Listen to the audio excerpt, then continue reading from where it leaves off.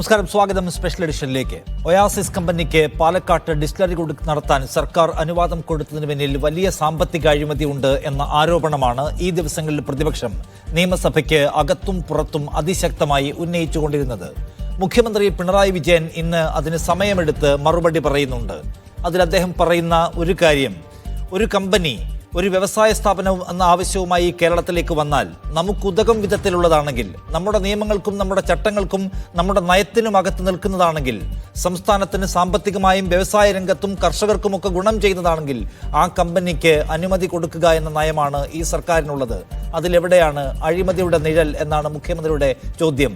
മദ്യനയത്തിലെ സർക്കാരിൻ്റെ പ്രഖ്യാപിത ലക്ഷ്യങ്ങൾ വായിച്ചുകൊണ്ടാണ് മുഖ്യമന്ത്രി അങ്ങനെ ഒരു തീരുമാനമെടുക്കുന്നതിൽ നയപരമായ തടസ്സമൊന്നും സർക്കാരിനില്ല എന്ന് ഇന്ന് സമർത്ഥിക്കാൻ ശ്രമിച്ചത്. എന്നു മാത്രവുമല്ല, വ്യാവസായിക ആവശ്യങ്ങൾക്ക് വെള്ളം കൊടുക്കുന്നത് മഹാപാതകമായി കാണാൻ കഴിയില്ല എന്ന ഇടതുപക്ഷ സർക്കാരിൻ്റെ പുതിയ നയവും അദ്ദേഹം ഇന്ന് പ്രഖ്യാപിക്കുക കൂടി ചെയ്തു. എന്ന് മാത്രവുമല്ല, ഏതെങ്കിലും നിലയ്ക്ക് ഇതിൽ സാമ്പത്തിക നഷ്ടം സർക്കാരിന് ഉണ്ടാവുന്നില്ല എന്ന് മാത്രമല്ല, ട്രാൻസ്പോർട്ടേഷൻ മേഖലയിൽ മാത്രം 300 കോടിയുടെ അധിക വരുമാനം കേരള സർക്കാരിന് ഉണ്ടാക്കാൻ കഴിയും വിധത്തിലാണ് ഇത് സാധ്യമാകുമ്പോൾ നമുക്ക് അത് ഗുണമായി മാറുക എന്ന് പറയുന്ന മുഖ്യമന്ത്രി ഇത്തരം ആവശ്യങ്ങളുമായി ഇനിയും കമ്പനികൾ വന്നാൽ അവയ്ക്കെല്ലാം അനുമതി കൊടുക്കാൻ കഴിയും വിധത്തിൽ ഒരു ഫ്ലെക്സിബിളായ നയസമീപനം സർക്കാർ എടുത്തു കഴിഞ്ഞിരിക്കുന്നു എന്ന് വ്യക്തമാക്കുകയും ചെയ്യുകയാണ്.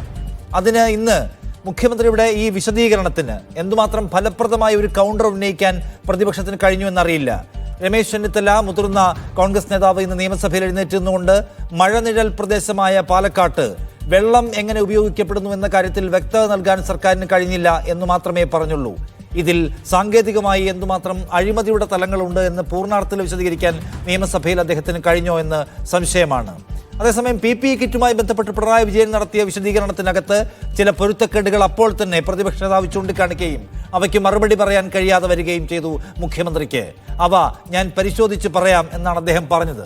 ദിവസങ്ങൾക്ക് മുന്നേ തന്നെ പ്രതിപക്ഷം ഉയർത്തിയിട്ടുള്ള ഒരു പ്രശ്നത്തിൽ ഇപ്പോഴും പരിശോധിച്ച് പറയാമെന്ന മറുപടി പറയാൻ അദ്ദേഹത്തിന് കഴിയുന്നുള്ളൂവെങ്കിൽ അതിൽ ചില പരിങ്ങലുകൾ നാം കാണുന്നുമുണ്ട്.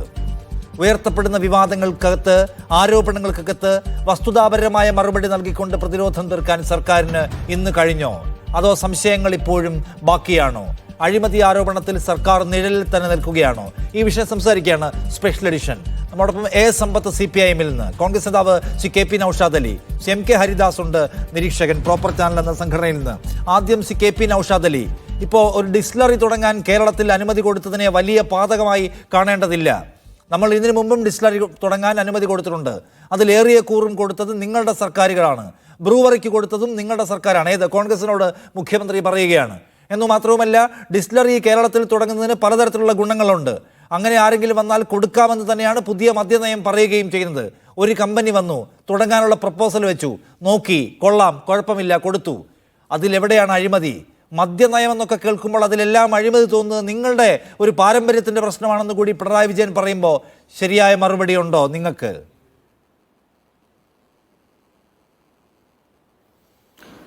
ഇവിടെ നിഷാദേ, ഈ ബ്രൂവറിയുടെ അനുമതി നൽകൽ മാത്രമല്ല ഇന്ന് നിയമസഭയിൽ ഉയർന്നിട്ടുള്ള വിഷയങ്ങൾ. ഒട്ടേറെ വിഷയങ്ങൾ ഉയർന്നിട്ടുണ്ട്. നിങ്ങൾ ബ്രൂവറിയാണ് ചോദിച്ചുകൊണ്ട് ഞാനത് ആദ്യം പറയാം. കാരണം ഇവിടെ കേരളത്തിൽ തന്നെ ഒരുപാട് ഡിസ്റ്റിലറികളുണ്ട്. അതുപോലെ തന്നെ തെക്കേ ഇന്ത്യയിൽ ഒരുപാട് ഡിസ്റ്റിലറികളുണ്ട്. കേരളവുമായിട്ട് ഇത്തരം വ്യാപാര വാണിജ്യ ട്രേഡിംഗ് റിലേഷനുള്ള കമ്പനികൾ ഒരുപാടുണ്ട്. ഇവരൊന്നും അല്ലാത്തൊരു കമ്പനിക്ക് brewery plant, wine plant, brandy plant, bottling plant, ethanol നിർമ്മാണ പ്ലാന്റ്, ഇതൊക്കെ ഒറ്റയടിക്ക് ഒരു കമ്പനിക്ക് അങ്ങ് അനുവദിക്കുകയാണ്. ആ കമ്പനിയാണെങ്കിൽ ഡൽഹിയിലെ നയ അഴിമതി കേസിൽ പെട്ടിട്ടുള്ള പഞ്ചാബില് ജലം, സാധാരണക്കാരന്റെ ജലവിതരണം തടസ്സപ്പെടുത്തുകയും ഭൂഗർഭജലം മലിനപ്പെടുത്തുകയും ചെയ്തതിന് കേസ് നേരിടുന്ന ഒരു സംശയാസ്പദമായ ഒരു കമ്പനിക്കാണ്.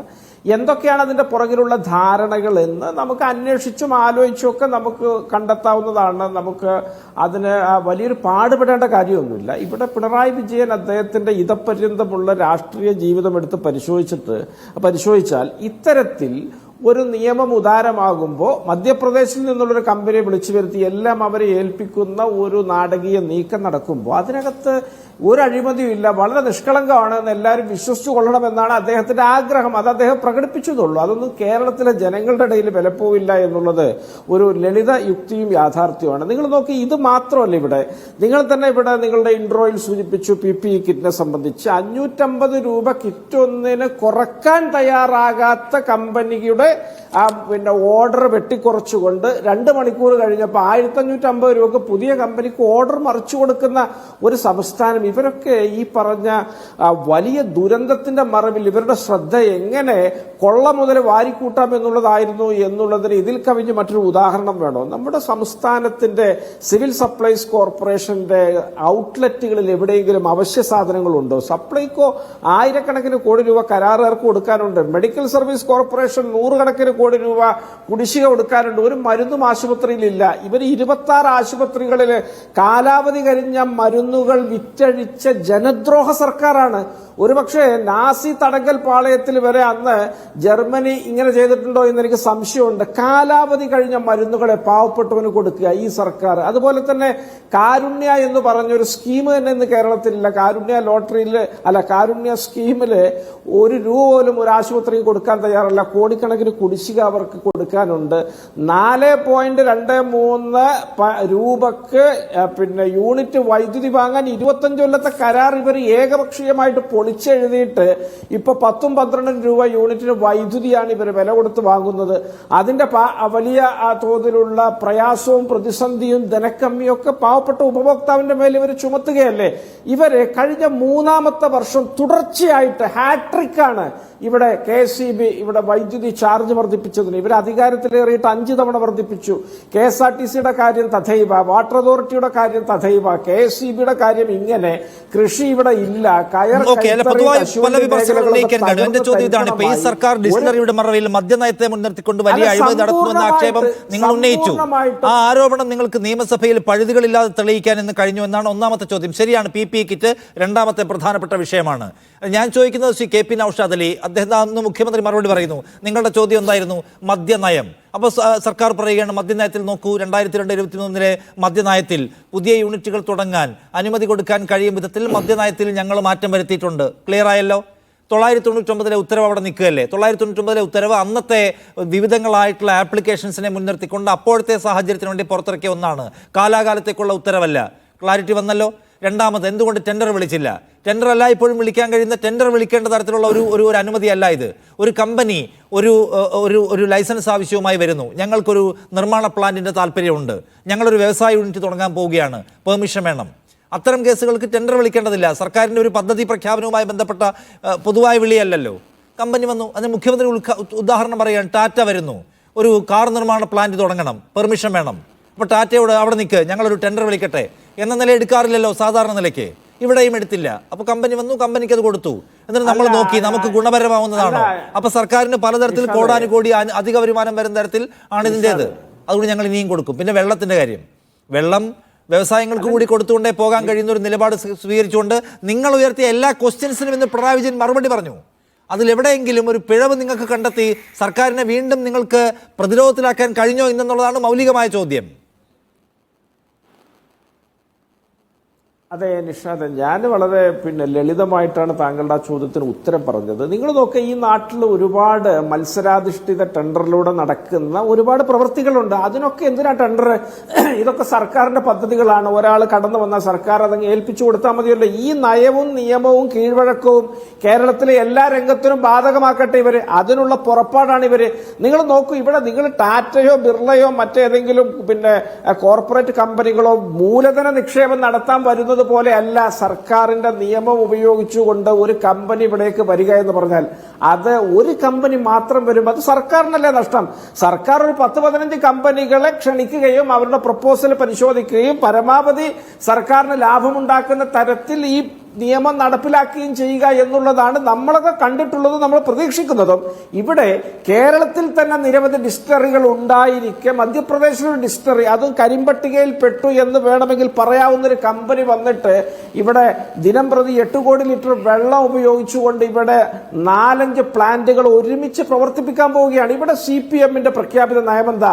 മദ്യത്തിന്റെ ഉപഭോഗം കുറച്ചു കൊണ്ടുവരുമെന്ന് പറഞ്ഞ ആളുകളാണ് ഇവരെ ഉമ്മൻചാണ്ടി സർക്കാരിന്റെ കാലത്ത് പുതിയ ബാറുകൾ അനുവദിക്കുന്നതിനെതിരെ വലിയ ചന്ദ്രഹാസം ഇളക്കിയ ആളുകളാണ്. അന്നതിന്റെ 4 ഇരട്ടി ബാറും ഉണ്ട്, ബീവറേജ് ഔട്ട്ലെറ്റുകളും ഉണ്ട്. അതിന്റെ പുറമെയാണ് ഈ പറഞ്ഞ 5ഓളം പ്ലാന്റുകൾ വരുന്നത്. ഇതൊക്കെ ഒളിച്ചു കടത്തുകയും ഇതൊക്കെ രഹസ്യാത്മകത കാത്തുസൂക്ഷിക്കുകയും ഒളിച്ചു കടത്തിയെന്ന പോയിന്റ് അവിടെ നിൽക്കുകയാണ്. അത് വളരെ പ്രധാനപ്പെട്ട കാര്യമാണ്. ഞാനൊന്ന് CPIM-ലേക്ക് ഒന്ന് പോകട്ടെ.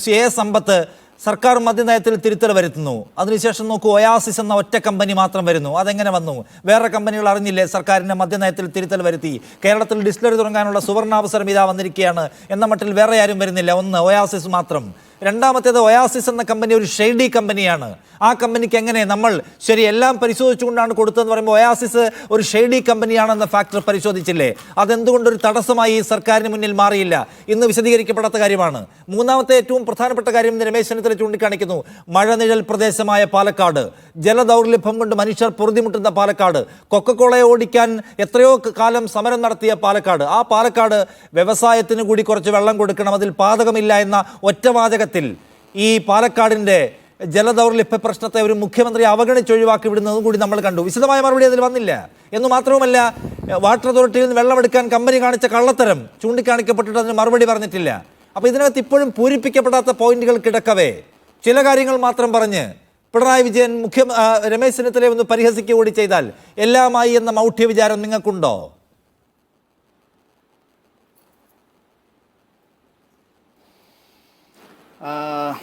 പ്രിയപ്പെട്ട നിഷാദെ, ആദ്യം ഒരു കാര്യം, നമ്മുടെ ഈ ചർച്ച നടത്തുമ്പോൾ ഇപ്പോൾ ഞങ്ങൾ 3 പേര് ഇവിടെ പങ്കെടുക്കുന്ന ആളുകളും നിഷാദും നമ്മളാരും നിയമസഭാ അംഗങ്ങളല്ല, നിയമസഭയിൽ ഉണ്ടായിരുന്നവരുമല്ല. നിയമസഭയിൽ നടന്നിട്ടുള്ള കാര്യങ്ങളെ സംബന്ധിച്ച് നമുക്ക് മാധ്യമങ്ങളിൽ നിന്ന്, റിപ്പോർട്ടർമാരിൽ നിന്ന് കിട്ടിയ വിഷയങ്ങളുടെ അടിസ്ഥാനത്തിൽ, വിവരങ്ങളുടെ അടിസ്ഥാനത്തിലാണ് ഒരു ചർച്ച. ആ ചർച്ചയിൽ തന്നെ ഞാൻ മീഡിയ വണ്ണിലെ ചങ്ങാതിമാരോട് നേരത്തെയും പറഞ്ഞിട്ടുണ്ട്, ഈ ആങ്കറുടെ മാത്രം ഒരു പടം കാണിച്ചുകൊണ്ട് വിഷയവും കാണിച്ച് പോസ്റ്റർ അത്തരത്തിൽ പോകുമ്പോൾ ഇതിൽ ഞങ്ങളുമൊക്കെ പങ്കെടുക്കുന്നു എന്നുള്ളത് നമ്മുടെ മാന്യ പ്രേക്ഷകരൊന്ന് അറിഞ്ഞോട്ടെ. അത്തരത്തിലുള്ളൊരു കാര്യമേ ഇതിൽ വരുന്നില്ല. അതിപ്പോൾ ഈ നൗഷാദ് അലിയുടെ അല്ലെങ്കിൽ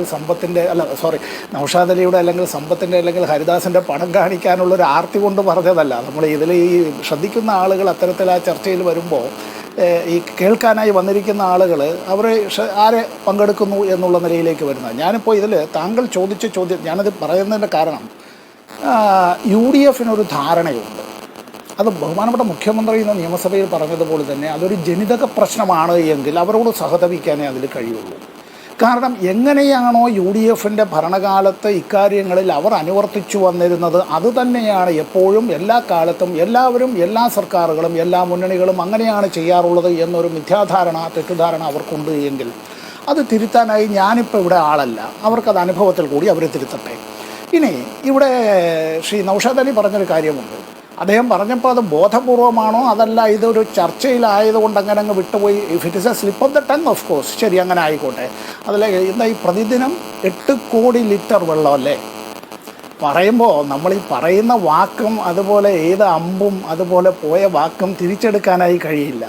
നമ്മൾ ഉത്തരവാദപ്പെട്ട ഒരു രാഷ്ട്രീയ പ്രസ്ഥാനത്തിനെ സംബന്ധിച്ച് പ്രതിനിധീകരിച്ച് ചർച്ചയിൽ പങ്കെടുക്കുമ്പോൾ ഈ കാര്യത്തെ സംബന്ധിച്ച് ഈ ഒരു വ്യവസായവുമായി ബന്ധപ്പെട്ട് തന്നെ ഇന്ന് നിയമസഭയിലെ രേഖയിലുള്ളതാണ്. നിയമസഭയിലെ രേഖയിലുള്ള കാര്യത്തിൽ അത്തരത്തിൽ കേരളത്തിൻ്റെ മുഖ്യമന്ത്രി സഭയെ തെറ്റിദ്ധരിപ്പിച്ചതാണെങ്കിൽ നമ്മുടെ ചങ്ങാതി നൗഷാദ് അലിയുടെ നേതാക്കൾക്ക് പ്രിവിലേജ് മോഷൻ തന്നെ അവിടെ അത്തരത്തിൽ എടുക്കാവുന്നതാണ്. എന്താ കാര്യം? ഈ ഒരു സ്ഥാപനം ആരംഭിച്ച് അവരുടേതായിട്ടുള്ള പ്രവർത്തനത്തിന് ഒരു ദിവസം വേണ്ടത് 50,000 ലിറ്ററും പിന്നീട് പൂർണ്ണ തോതിലെത്തുമ്പോൾ 5 ലക്ഷം ലിറ്ററുമാണ് പ്ലാന്റിന് ആവശ്യമായി വരുന്നത്. ഇപ്പോൾ നമ്മൾ നൽകുന്നതായിട്ടുള്ള ജലത്തെ സംബന്ധിച്ചുള്ള തർക്കത്തിലേക്ക് വരുന്ന അത് മാത്രമല്ല, മഴവെള്ള സംഭരണികൾ ഉപയോഗിച്ച് അത്തരത്തിലുള്ളതും അവിടെ സൗരോർജ്ജ പ്ലാന്റിൽ നിന്നുള്ള വൈദ്യുതി ഉൾപ്പെടെയുള്ള നിരവധി കാര്യങ്ങളെക്കുറിച്ച് പറഞ്ഞിട്ടുണ്ട്. ഇനി വേറൊരു കാര്യം, ഇത് സംസ്ഥാന സർക്കാരിൻ്റെ മാത്രം പർവ്യൂവിൽ വരുന്നതാണോ നിഷാദേ? ആണോ? അങ്ങനെയാണ് എന്ന് നമ്മൾ പ്രേക്ഷകരോട് പറയുന്നുവെങ്കിൽ അവരെ വളരെ ബോധപൂർവം നമ്മൾ തെറ്റിദ്ധരിപ്പിക്കാൻ ശ്രമിക്കുകയാണ്. ഇന്ത്യ ഗവൺമെൻറ്റിൻ്റെ ഈസ് ഓഫ് ഡൂയിങ് ബിസിനസ്സുമായി ബന്ധപ്പെട്ട് ഇത്തരം കാര്യങ്ങളിൽ മിനിസ്ട്രി ഓഫ് എൻവയോൺമെൻറ്റിൻ്റെയും അതുപോലെ തന്നെ മറ്റു പല ബന്ധപ്പെട്ട മന്ത്രികൾ, ഞാൻ മന്ത്രാലയം എന്ന് പറയുന്നല്ലോ അതൊരു ശരിയായ മലയാള പദമല്ലാത്തതുകൊണ്ട്, ആ മിനിസ്ട്രികളുടെയും ഡിപ്പാർട്ട്മെൻറ്റുകളുടെയും അവരുടെ ക്ലിയറൻസോടുകൂടി മാത്രമേ ഇത് ആരംഭിക്കാനായി കഴിയുള്ളൂ. ഇനി വേറൊരു കാര്യം ഞാൻ ചോദിച്ചോട്ടെ. കേരളത്തിൽ ഇപ്പോൾ നേരത്തെ താങ്കൾ തന്നെ സൂചിപ്പിച്ചതുപോലെ നിലവിൽ 10 ഡിസ്റ്റിലറികൾ കേരളത്തിൽ പ്രവർത്തിക്കുന്നു, 8 ബ്ലെൻഡിങ് യൂണിറ്റുകളും 2 ബ്രിവറികളും പ്രവർത്തിക്കുന്നുണ്ട്. ഈ 10-ൽ 7-നും അങ്ങനെ പ്രവർത്തനാനുമതി നൽകിയത് ഏത് ഗവൺമെൻറ്റിൻ്റെ കാലത്താണ്? കാലാകാലങ്ങളിൽ UDF ഗവൺമെൻറ്റിൻ്റെ കാലത്താണ്. ടെൻഡർ വിളിച്ചിട്ടാണോ അത്? അല്ലല്ലോ. ഇത്തരം കാര്യങ്ങളിൽ ആരാണോ വരുന്നത്, ആ വരുന്നവർ അത്തരത്തിൽ വരുമ്പോൾ അവരുടേതായിട്ടുള്ള ഈ കാര്യങ്ങൾ അത് ഗവൺമെൻറ് അത് ശ്രദ്ധിച്ച് അത് പരിശോധിച്ച് ഈ ഇന്ത്യ ഗവൺമെൻറ്റിൽ നിന്ന് നൽകുന്ന ഇതെല്ലാം ഒറ്റയടിക്ക് അങ്ങ് തുടങ്ങാനായി കഴിയുന്ന ഒരു കാര്യമൊന്നുമല്ല. ഇപ്പോഴേ ചന്ദ്രഹാസം വിളക്കൊന്നും വേണ്ട ഈ കാര്യത്തെ സംബന്ധിച്ച്. നമ്മൾ മഹാരാഷ്ട്ര, അതുപോലെ തന്നെ കർണാടക, അവിടെ ഉള്ള പല കമ്പനികളും, ഉത്തരേന്ത്യയിലെ പല കമ്പനികളും കേരളത്തിൽ ടൈപ്പ് ഏർപ്പാടിൽ കൂടി പല കാര്യങ്ങളും ചെയ്യുന്നുണ്ട്. ഇവിടെ നിഷാദ് വിട്ടുപോയതല്ല, നൗഷദ് അലി വിട്ടുപോയൊരു കാര്യമാണ്. ബോധപൂർവം കൂടി ആവാം അത്തരത്തിൽ എന്ന് ഞാനിപ്പോൾ അദ്ദേഹത്തെ സംശയിക്കുന്നൊന്നുമില്ല. അതൊക്കെ പറയേണ്ടത് പ്രതിപക്ഷ നേതാവോ അല്ലെങ്കിൽ നിയമസഭാ അംഗങ്ങളോ എന്താണെന്നറിയോ? ഇത്തരം ടൈപ്പുകൾ മുഖാന്തരം കേരളത്തിന് നഷ്ടപ്പെടുന്നത് ഒരു വർഷം ഏതാണ്ട് 4000 കോടി രൂപയാണ്. ട്രാൻസ്പോർട്ടേഷനിൽ മാത്രം നഷ്ടപ്പെടുന്നതല്ല ഇത്. അപ്പം നമ്മുടെ നാട്ടിലുള്ള ഈ പറയുന്നതായിട്ടുള്ള കാര്യങ്ങൾ ഇവിടുത്തെ കമ്പനികളെ, ആ കമ്പനികൾ അതിൻ്റെ കമ്പനികൾ അറിയാമല്ലോ, ജോയിൻറ്റ് സ്റ്റോക്ക് കമ്പനികളുടേതായിട്ടുള്ള അവരുടേതായിട്ടുള്ള സബ്സിഡറി കമ്പനികളും അവരുടേതായിട്ടുള്ള അത്തരം കാര്യങ്ങളുമായി ബന്ധപ്പെട്ടത് ഈ പറയുന്ന ഇതിൻ്റെ പിന്നിൽ ആരാണ് എന്നൊക്കെ അറിയണം. Unless and until V lift the corporate wheel, ആ മൂടുപടം മാറ്റുന്നത് വരെ നമ്മൾ അറിയുന്നില്ല. ഇപ്പോൾ പറയാൻ വേണമെങ്കിൽ അല്ല, ഒരു ഷേഡി ആയിട്ടുള്ള കമ്പനികളാണ് എന്നുള്ളത് ആരോപണം ഉണ്ടായി. അതുകൊണ്ടൊരു കമ്പനി ഷേഡി കമ്പനി എന്നുള്ള നിലയിലാണെങ്കിൽ ഇന്ത്യയിലെ നിരവധി കമ്പനികൾ അത്തരം കാര്യങ്ങളിൽ ഈ പറയുമ്പോഴത്തേക്ക് പേര് കേട്ടതും ഇനി പേര് കേൾക്കാനിരിക്കുന്നതും വലിയ ശതകോടീശ്വരന്മാരുടെ കമ്പനികളുമെല്ലാം ഇതുമായി ബന്ധപ്പെട്ട് നിരവധി ആരോപണങ്ങളുണ്ട്. ഞാൻ അതിനെ ഒന്ന് ന്യായീകരിക്കാനല്ല ഈ വേള ഇവിടെ ചെലവഴിക്കുന്നത്. അത്തരം കമ്പനി അങ്ങനെ ദുരാരോപണങ്ങൾ ഉണ്ടായതുകൊണ്ട് ഞങ്ങൾ അതിനെ ഒരു ഡീമെറിറ്റായി എടുക്കുന്നു, ഞങ്ങളൊരു മെറിറ്റ് പ്രശ്നമായി അത് കാണുന്നില്ല എന്ന് സർക്കാർ പറയുന്നില്ല. സർക്കാർ ആ ഭാഗം അവഗണിച്ചു പോവുകയാണ്. രണ്ടാമത്തേത്, ഇത് പൂർണ്ണതോതിലെത്തിയാൽ പ്രതിദിനം 5 ലക്ഷം ലിറ്റർ ജലം അതിനാവശ്യമായിട്ട് വരും. മഴ സംഭരണികൾ കൊണ്ട് മാനേജ് ചെയ്യാൻ, മീറ്റ് ചെയ്യാൻ കഴിയുന്നതാണോ ആ ടാർഗറ്റ്? ഒരിക്കലും അല്ല. അപ്പോൾ അതിന് വെള്ളം വേണം. അതുകൊണ്ടാണ് ഒരു വാട്ടർ അതോറിറ്റിയെ സമീപിച്ചത്. വാട്ടർ അതോറിറ്റിയോട് പറഞ്ഞിരിക്കുന്നത് എന്താണ്? പൊതുമേഖലാ എണ്ണ കമ്പനികൾക്ക് എഥനോൾ ഉണ്ടാക്കാൻ ഞങ്ങളൊരു പ്ലാന്റ് തുടങ്ങാൻ പോകുന്നു, അതിന് ഞങ്ങൾക്ക് വെള്ളം വേണമെന്ന് ആവശ്യപ്പെട്ടുകൊണ്ട് വാട്ടർ അതോറിറ്റിയെ സമീപിച്ചിരിക്കുകയാണ്. ആ കള്ളത്തരം വിശദീകരിക്കാനുള്ള ബാധ്യത ഈ സർക്കാരിനുണ്ട്. ഈ കമ്പനി ഷെയ്ഡിയാണെന്ന് പറയുമ്പോൾ കള്ളത്തരം അതിൻ്റെ പ്രാരംഭത്തിലേ തുടങ്ങിയിരിക്കുന്നു എന്നത് നമ്മൾ കാണുകയാണ്. അത് ഗവൺമെൻറ് വിശദീകരിക്കണം, കമ്പനിയോട് ചോദിക്കാൻ പറ്റില്ലല്ലോ നമുക്കിപ്പോൾ. ഞാൻ ഇതിനകത്തൊരു ലീഗൽ ക്വസ്റ്റൻ ഒന്ന് അങ്ങോട്ട് ചോദിച്ചോട്ടെ.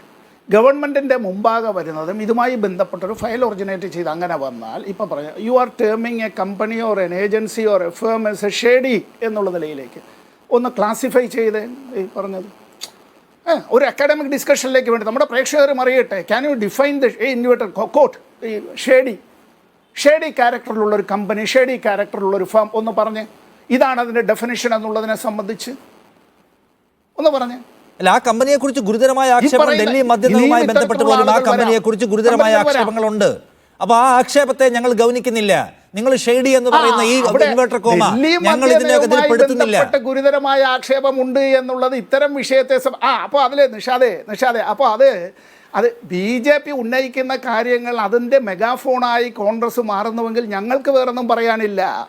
ഈ കഴിഞ്ഞ ലോക്സഭാ തെരഞ്ഞെടുപ്പ് കാലത്ത് 2 സംസ്ഥാന മുഖ്യമന്ത്രിമാരെ ജയിലിൽ ഇട്ടുകൊണ്ട് ഇന്ത്യയിൽ ആദ്യമായി ഒരു തെരഞ്ഞെടുപ്പ് നടന്ന ചരിത്രം ഉണ്ടാവുമ്പോൾ ഈ പറയുന്ന കാര്യം, ഈ കേസിൽ ഇതുവരെ ആരെയും ശിക്ഷിച്ചിട്ടില്ല, ഇല്ലേ? ഇപ്പോഴും കോടതിയിലാണ്. ഇത് ഈ പറയുന്നത് പിടിച്ചുകൊണ്ട് ഇത് ഷേഡി ക്യാരക്ടറും ഇതുമായി ബന്ധപ്പെട്ടിട്ടൊക്കെയാണ് പറയുന്നതെങ്കിൽ ഒരു അഭിഭാഷകൻ എന്നുള്ള നിലയിൽ ഞാൻ ഈ കാര്യത്തിൽ എൻ്റെ പരിമിതിക്കുള്ളിലേക്ക് ചുരുങ്ങുകയാണ്. ഞാൻ രാഷ്ട്രീയത്തിൻ്റെതായ അല്ലെങ്കിൽ CPIMൻ്റെ പ്രതിനിധി എന്നുള്ള നിലയിൽ മാത്രമല്ല, ഞാൻ അതിലേക്ക് ചുരുങ്ങുകയാണ്. We cannot discuss about something which may become a sub judice matter.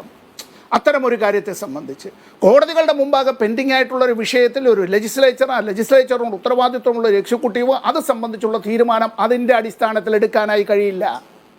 അത് ഏത് ഗവൺമെൻറ് ആയാലും. അതിൽ രാഷ്ട്രീയവും നിയമപരമായ കാരണങ്ങൾ ചൂണ്ടിക്കാണിക്കുകയാണ് താങ്കൾ ഞാൻ മനസ്സിലാക്കുന്നു. ഡൽഹി മദ്യനയം പ്രതിപക്ഷത്തെ എതിരാളികളെ വേട്ടയാടാൻ BJP ഭരണകൂടം മാനിപ്പുലേറ്റ് ചെയ്തിട്ടുള്ള, ഫാബ്രിക്കേറ്റ് ചെയ്ത ഒന്നാണ്. അതിനെ മുൻനിർത്തിക്കൊണ്ട് ഏതെങ്കിലും ഒരു കക്ഷിയോടോ കമ്പനിയോടോ ഒരു രാഷ്ട്രീയ നിലപാടോ നയമോ സ്വീകരിക്കാൻ കഴിയില്ല എന്നാണ് താങ്കളുടെ പോയിന്റ്. അങ്ങനെ എടുക്കാൻ ഞാൻ അതിനൊരു കൂട്ടിച്ചേർക്കലൂടെ പറഞ്ഞോട്ടെ. ഈ പറയുന്ന കാര്യവുമായി ബന്ധപ്പെട്ട് അരവിന്ദ് കെജ്രിവാളിനെ അറസ്റ്റ് ചെയ്യണമെന്ന് ഡൽഹി പ്രദേശ് കോൺഗ്രസ് കമ്മിറ്റിയാണ് ആദ്യമായി കത്ത് നൽകുന്നത്. ആർക്ക്? ആഭ്യന്തര വകുപ്പ് മന്ത്രിക്ക്. എങ്ങനെയുണ്ട്? ശരി, ഞാൻ ആ പോയിന്റ് ഞാൻ മനസ്സിലാക്കി. അതിലെ താങ്കൾ ഡിഫൻസ് ചെയ്യാൻ മനസ്സിലാക്കി. ഇത് പറയണ്ടേ മുഖ്യമന്ത്രി ഇന്ന്? അല്ല, ഇത് പറയണ്ടേ മുഖ്യമന്ത്രി ഇന്ന്? പാലക്കാട് പോലെ ഒരു ജില്ലയിൽ ഇപ്പൊ രമേശ് ചെന്നിത്തല പറഞ്ഞ പോലെ മഴനിഴൽ പ്രദേശത്ത് 5 ലക്ഷം ലിറ്റർ പെർ ഡേ ആവശ്യമുള്ള ഒരു കമ്പനി എങ്ങനെ പ്രവർത്തിക്കും എന്ന കാര്യത്തിൽ വ്യവസായത്തിനും നമ്മൾ വെള്ളം കൊടുക്കേണ്ടി വരും. അത് മഹാപാതകമല്ല എന്ന് പറഞ്ഞാൽ എവിടുന്നെടുത്ത് കൊടുക്കും? നാടേതാണ്, പാലക്കാടാണ്. അത് വിശദീകരിക്കാതെ ഇത് മുന്നോട്ട് പോകുമോ ശ്രീ സമ്പത്ത്? ഇത് ഈ കാര്യങ്ങൾ വിശദീകരണമല്ല. ഈ കാര്യത്തിൽ ഇതിനെ സംബന്ധിച്ച് വ്യക്തമായി ബന്ധപ്പെട്ട തലങ്ങളിലുള്ള അപഗ്രഥനവും വിശകലനവും നടത്തി അതിൻ്റെ പഠനത്തിൻ്റെ അടിസ്ഥാനത്തിൽ മാത്രമേ ഇത് മുന്നോട്ട് പോവുകയുള്ളൂ. ഇപ്പോൾ നമ്മൾ ഒരു ജില്ല, ആ ജില്ലയിൽ ജലത്തിൻ്റെ കുറവ്, ദൗർലഭ്യം. ഞാനിപ്പോൾ തിരുവനന്തപുരം നഗരത്തിലാണ്. ഇപ്പോൾ മീഡിയ വണ്ണിൻ്റെ നമ്മുടെ ചങ്ങാതിമാർ ഇവിടെ ഇരിപ്പുണ്ട്. ഈ തിരുവനന്തപുരം നഗരത്തിലേക്ക് ജലം, ശുദ്ധജലം എത്തിക്കുന്നത്, ഈ നഗരത്തിലേക്ക് എത്തിക്കുന്നത് ഞാൻ മുമ്പ് പ്രതിനിധാനം ചെയ്ത ആറ്റിങ്ങൽ ലോക്സഭാ മണ്ഡലത്തിൻ്റെ ഭാഗമായിട്ടുള്ള സ്ഥലത്ത് പേപ്പാറ ഡാമിൽ നിന്നും അരുവിക്കര ഡാമിൽ നിന്നുമാണ്. അരുവിക്കര ഡാമിലേക്ക് വെള്ളം പോരാതെ വരുമ്പോൾ പേപ്പാറ ഡാമിൽ നിന്നാണ് അങ്ങോട്ടേക്ക് കൊണ്ടുവരുന്നത്. അതാണ് ഈ തിരുവനന്തപുരം നഗരത്തിലെ ഒരു 10 ലക്ഷം ആളുകളെങ്കിലും ദൈനംദിന ആവശ്യത്തിന് ഉപയോഗിക്കുന്നത്. ഇതും തികയാതെ വരുമ്പോഴാണ് നെയ്യാർ ഡാമിൽ നിന്ന് ഇങ്ങോട്ടേക്ക് വരുന്നത്. ആ നെയ്യാർ ഡാമിൽ നിന്ന് തന്നെ തമിഴ്നാട്ടിലേക്കും ജലം കൊടുക്കുന്നത്. ജില്ലയ്ക്കായി കേന്ദ്രീകരിച്ച്, ജില്ലയ്ക്കായി തിരിച്ചിട്ടല്ല. ഓരോന്നിൻ്റെയും അതിൻ്റേതായിട്ടുള്ള ഭൂമിശാസ്ത്രപരമായ പ്രത്യേകതകളുണ്ട്. ജലം മനുഷ്യന് അത്തരത്തിൽ ലഭ്യമാക്കേണ്ടത് തന്നെയാണ്. അത് കുടിവെള്ളം നൽകേണ്ടത് തന്നെയാണ്. വ്യവസായങ്ങൾ അങ്ങനെ വരരുത് എന്ന് അല്ല, അതുകൊണ്ട് വ്യവസായങ്ങൾക്ക് ജലം നൽകരുത് എന്ന് നമ്മൾ അങ്ങനെ ഒരു ദുശാഠ്യം പിടിക്കരുത്. അത് നമ്മുടെ നാടിന്റെ മൊത്തത്തിലുള്ള വികസനത്തെ വല്ലാതെ മൗലികവാദം ഉന്നയിച്ചുകൊണ്ട് വ്യവസായങ്ങൾക്ക് എതിരാകുന്ന ഒരു നില സ്വീകരിക്കരുത്. ഒരു ചോദ്യം കൂടി ചോദിച്ചാൽ അപ്പുറത്തേക്ക് പോയിക്കോട്ടെ. സമ്പത്ത്, സർക്കാർ മദ്യനയത്തിൽ കാതലായ മാറ്റം വരുത്തുന്നു. അതിന്റെ സാധ്യതയെ പ്രയോജനപ്പെടുത്താൻ ഒയാസിസ് എന്ന ഒരു കമ്പനി മാത്രമായി വരുന്നു. മറ്റു കമ്പനികൾക്ക് കേരളത്തിലെ ഈ വിശാലമായ സാധ്യതകളെ പ്രയോജനപ്പെടുത്തുമെന്ന് മനസ്സിലാവാത്തതാണോ? അവർക്കതിൻ്റെ ഇൻഫർമേഷൻസ് കിട്ടാത്തതാണോ? മദ്യനയത്തിൽ വന്ന മാറ്റങ്ങളെക്കുറിച്ച് അറിയാത്തതാണോ? എന്തായിരിക്കും? അതൊരു അസാധാരണത്വം ഉണ്ടല്ലോ. ഒരേ ഒരു കമ്പനി വരുന്നു, ആ കമ്പനിയുടെ എല്ലാ പാരാമീറ്റേഴ്സും നമ്മളുമായി ചേർന്ന് പോകുന്നു, നമ്മൾ അംഗീകരിക്കുന്നു. അതെങ്ങനെ സംഭവിച്ചതാവുമെന്ന് താങ്കൾക്ക് തോന്നുന്നില്ലേ? ഒരു സാധാരണ പൗരന നിലയ്ക്ക് അതിലൊരു അസാധാരണത്വം? ഇല്ല, ഞാൻ ഈ ഏതെങ്കിലും മദ്യ കമ്പനിയുമായി ബന്ധപ്പെട്ടുള്ള അത്തരം കാര്യങ്ങളുമായി ബന്ധപ്പെട്ട് കൂടുതൽ പഠനങ്ങൾ നടത്തിയിട്ടുള്ള ആളോ അതിൻ്റെ ഒരു ഉപഭോക്താവോ അല്ല.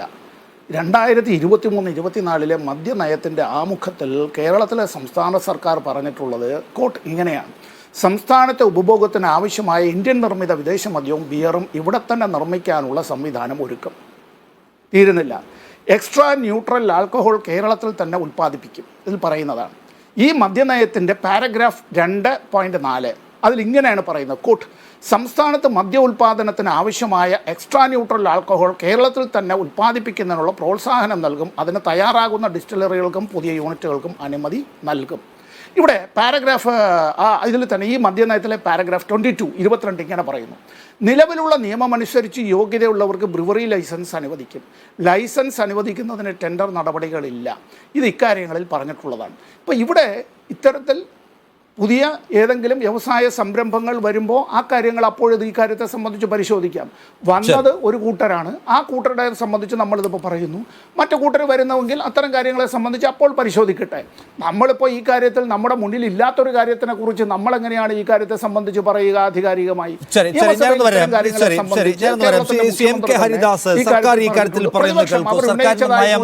വളരെ വ്യക്തമാണ്. അത് ആർക്കും വായിക്കാവുന്ന നയമായി നമ്മുടെ മുമ്പിലുണ്ട്. സംസ്ഥാനത്തിനകത്ത് ഉപഭോഗത്തിന് ആവശ്യമായ സംഗതികൾ നമ്മൾ തന്നെ ഉണ്ടാക്കുക എന്നതാണ് സർക്കാരിൻ്റെ നയം. ഇവിടെ അതിനുവേണ്ടി തയ്യാറായി വരുന്ന ആളുകൾ, തൊഴിൽ ദാതാക്കളായ ആളുകൾ, അവരെ പ്രോത്സാഹിപ്പിക്കുക എന്ന പുതിയ നയത്തിലേക്ക് നാം മാറിയിട്ടുണ്ട്. ഡിസ്റ്റിലറികൾ തുടങ്ങുക എന്ന് കേൾക്കുന്നത്, മദ്യ ഉൽപ്പാദന കേന്ദ്രങ്ങൾ തുടങ്ങുക എന്ന് കേൾക്കുന്നത് എന്തോ വലിയ അപരാധം എന്ന മട്ടിലെടുക്കാനും കഴിയില്ലല്ലോ. അപ്പോൾ ഇന്ന് ഗവൺമെൻറ് വിശദീകരിക്കുന്ന ഒരു കമ്പനി വന്നു.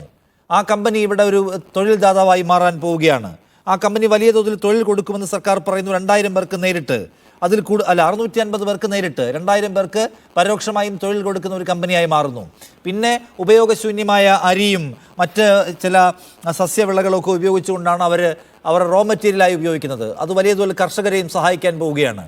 അങ്ങനെ ഒരു കമ്പനിക്ക് ലൈസൻസ് കൊടുത്തതിൽ ഒറ്റ നോട്ടത്തിലോ രണ്ടാമതൊരു നോട്ടത്തിലോ അഴിമതി ഇപ്പോഴും കണ്ടെത്താൻ കഴിഞ്ഞിട്ടില്ല എന്നിരിക്കെ വെറുതെ ഒരു വ്യവസായ സൗഹൃദ സമീപനത്തെ ഇങ്ങനെ ആക്രമിക്കണോ സി ഹരിദാസ്?